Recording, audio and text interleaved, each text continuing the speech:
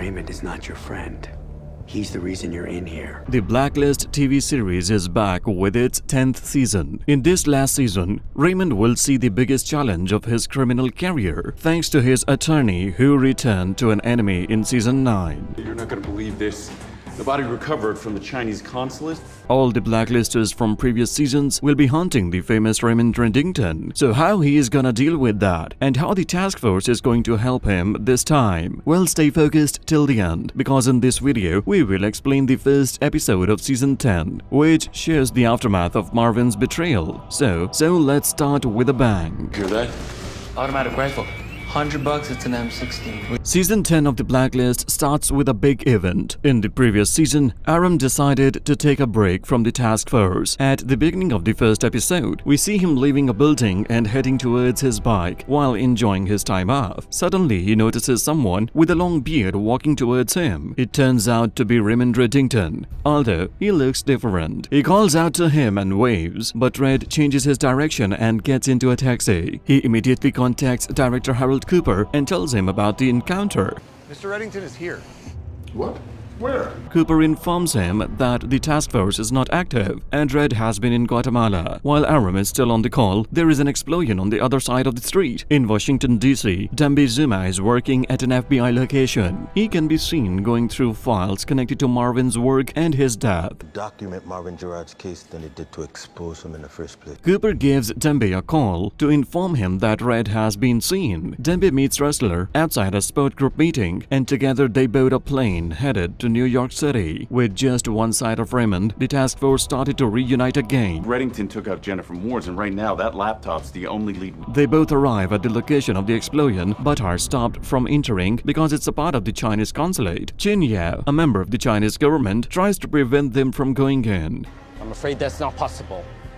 Why is that? Because we are not requesting an American investigation. However, Agent Wrestler and Zuma disregard his objections. They enter anyway after learning from the fire department that a woman was inside during the explosion. That much force, why is the body so intact? We think the device was sitting on a mail card in this. So they seize the laptop that was found with her, even though Qin Yao strongly disagrees and threatens to take legal actions. Qin Yao gets in touch with Wujing, 情况控制了吗？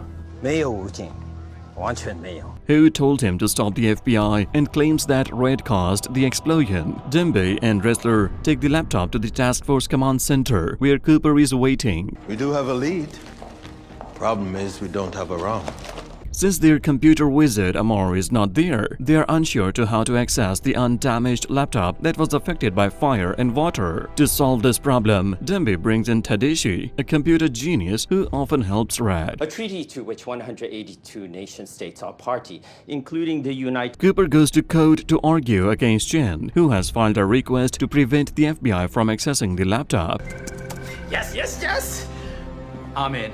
Meanwhile, Tadashi starts working on the laptop and manages to retrieve 3 files before receiving a call from Cooper. He informs them that they lost the legal battle against Chen and must stop their work. Close, but no cigar. It's over. Vance just ordered us to stop it. The files reveal that the woman involved in the explosion is Jennifer Ann Moores. Jennifer Moores was once on the blacklist. She was a key member of a heist crew known... A previous person on the blacklist. She served time for stealing but received a shorter prison sentence for assisting the task force. Before the woman was killed in the explosion, she was planning a theft at Lux International. If we can verify what we just heard, I think we should show them. A company that deals with shipping and storing valuable art. She had her sights set on something called the Night Owl. Focused on one item in particular, a sculpture called the Night Owl. Wrestler and Dembe travel to the Caribbean, where Lux International has a facility, to speak with the security team about the Night Owl. Upon arrival, they meet Sia Malik and Richard Deaver, who appreciate the information but are not willing to share more detail. Bad idea. We can handle this ourselves.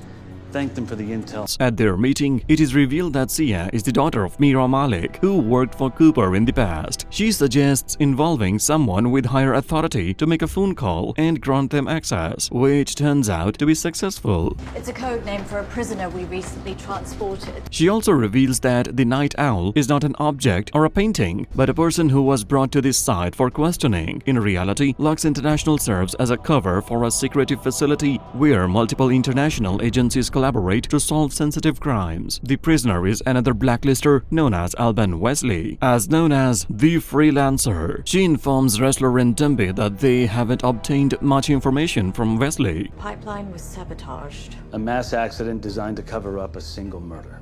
They are questioning him about an explosion that caused the death of a politician through a gas pipeline. Wrestler suggests interrogating Wesley since they have a history together. However, before they can make progress, Wujing and his team attack the facility. Seen everything. You're telling me the FBI gave you a badge? As Deaver, Malik, Wrestler, and Dembe attempt to escape with Wesley, Dembe questions how the blacklist could have been compromised. He suspects that there is an insider who helped Wujing. His suspicion proves correct when Deaver reveals himself as the insider informant. He betrays Malik and shoots her when she tries to prevent him from taking Wesley. Fortunately, she is wearing a bulletproof vest, so she sustains injuries but is not severely harmed. Right behind you. Tad optimistic. I want to hug goodbye.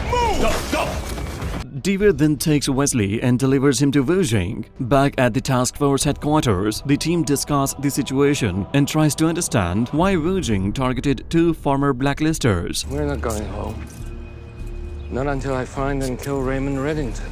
They wonder if this is the beginning of the larger scheme. While they are busy wondering about that, Raymond arrives and informs them that it indeed is. He is confident that Wujing will come after him, along with some other individuals on the blacklist. To their surprise, Raymond doesn't appear to be worried or alarmed. Wujing is the weapon, fired in my direction as a last parting shot. He's even not accompanied by any security personnel and has been using public transportation instead of a private car. Has Red stopped caring about being a target of Wujing, or perhaps he's deliberately exposing himself in public to draw out his potential attackers? How did you get here? Took the train. What a nap. Slept the whole way. This season will unveil Red's true motive and perhaps his true identity, which adds an intriguing aspect to the story. Meanwhile, Malik has a conversation with Cooper about her mother. She expresses that Cooper influenced her decision to pursue a career in intelligence work. She also expresses her desire to join the team, and Cooper is pleased to welcome her on board. Now that most of the team is back together in the first episode, all the necessary elements are in place for them to resume their work. They are prepared and ready to catch some bad guys with the help of Raymond. The first episode indicates a major war coming between Red and Wujing. The question is how Raymond is going to win this war. To know that, keep watching the Cineflicks News because we will be back with the next episodes.